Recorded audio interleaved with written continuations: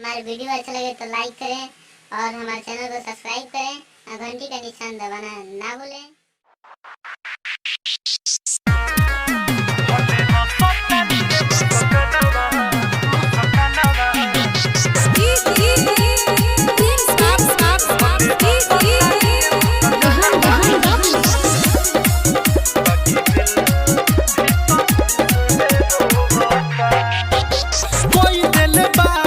जिंदगी खराब रे दिलवा के दर्द कम करे न साहब रे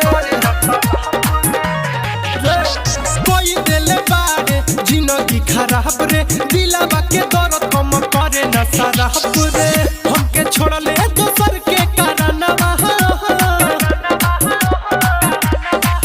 भले हो सतानी रे मुस्कानवा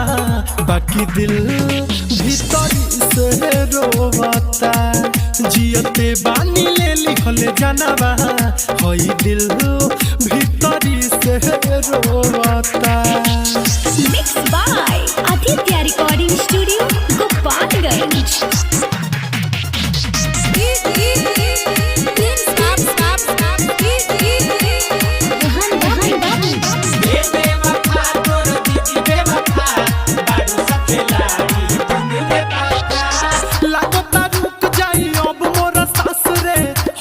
छोड़ी भइले तो सारा के खास रे लागता रुक जाई अब मोर सास रे हम के छोड़ी भइले तो सारा के खास रे वादा कसम सब झूठो के कइले तू रदी हले हमार विश्वास रे कहीं लागे ना मोर मनवा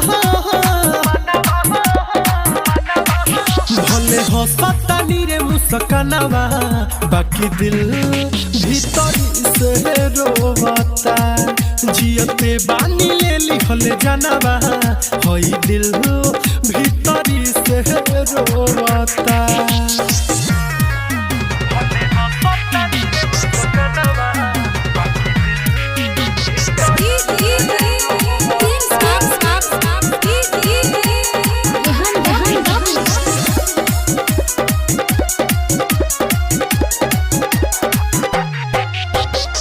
दहिया पे जान भइल बाटे न दम रे कहले दीपक के रहब हर दम रे